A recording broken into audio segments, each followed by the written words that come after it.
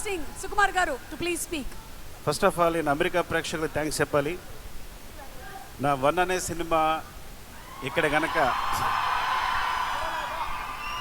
1 నేను ఒక్కడనే కలెక్ట్ చేసి ఉండకపోతే ఇక్కడ నాకు ఇంకో సినిమా ఉండేది కాదు.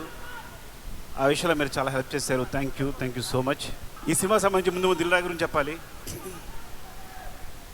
నాతో మొట్టమొదటి సినిమా తీయడానికి ఇప్పుడంటే డైరెక్టర్స్ అందరికీ చాలా అవకాశాలు వస్తున్నాయి. అప్పుడు కొత్త డైరెక్టర్కి అవకాశం ఇవ్వాలంటే చాలా డౌట్ పడేవాళ్ళు.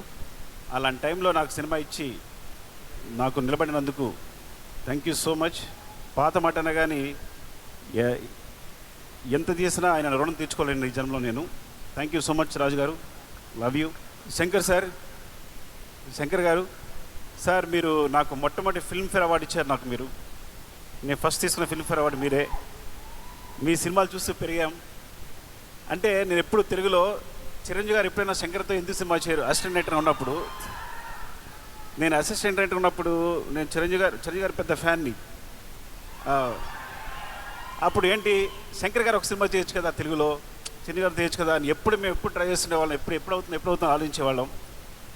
అలా ఒక్కసారి నాకు చరణ్ తెలుసా శంకర్ గారితో సినిమా చేస్తాను చెప్పగానే మీరు ఎంత ఆనందపడి గంతు వేసామో మీకు తెలియదు. నాకు తెలిసి ఆ న్యూస్ మొట్టమొదటి నాకే చెప్పాడేమో చరణ్, నాకు తెలిసి. ఈజ్ లైక్ చాలా ఆనందపడ్డాం.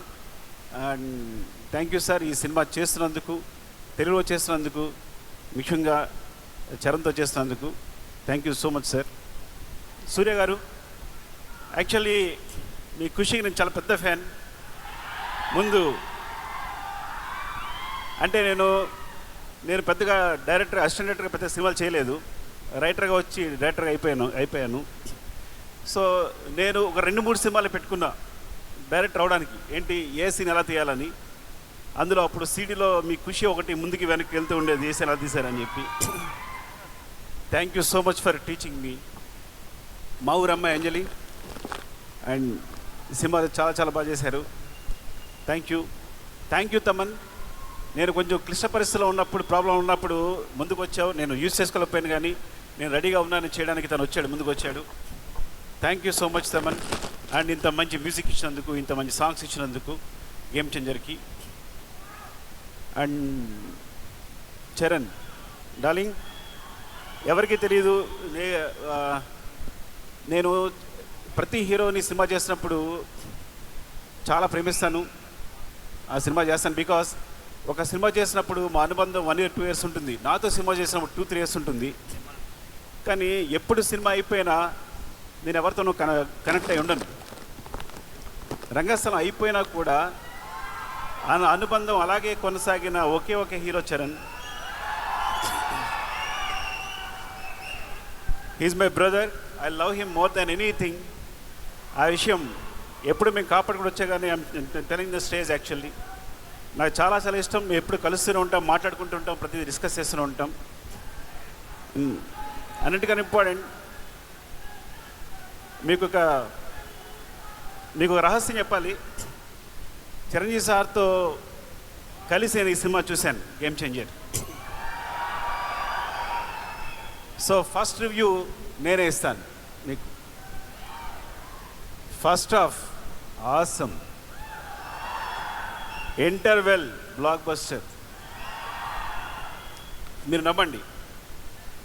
సెకండ్ హాఫ్లో ఫ్లాష్ బ్యాక్ ఎపిసోడ్ చూస్తే గూస్ బంప్స్, ఫినామినల్. నేను మళ్ళీ శంకర్ గారి సినిమాలు జెంటిల్మెన్, భారతీయుడు చూసి ఎంత ఎంజాయ్ చేశానో అంత ఎంజాయ్ చేసిన సినిమాని. రంగస్థలం సినిమాకి నేను కంపల్సరీ నేషనల్ అవార్డు వస్తుంది అనుకున్నాను చరణ్కి. అండ్ అందరూ ఎక్స్పెక్ట్ చేసాం. సో బట్ ఈ సినిమా క్లైమాక్స్ తన ఎమోషన్ చూసినప్పుడు నాకు మళ్ళీ అదే ఫీలింగ్ కలిగింది. యాక్చువల్లీ మోర్ దెన్ తను ఎంత బాగా చేశాడు అంటే definitely he will get the national award for this performance క్లైమాక్స్కి.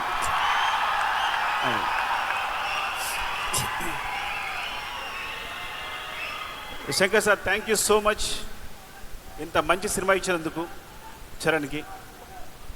And love you all. ఏమైనా మర్చిపోతే ఏమనుకోకండి. And thank you so much for your love. Thank you so much. Love you అండి. Love you.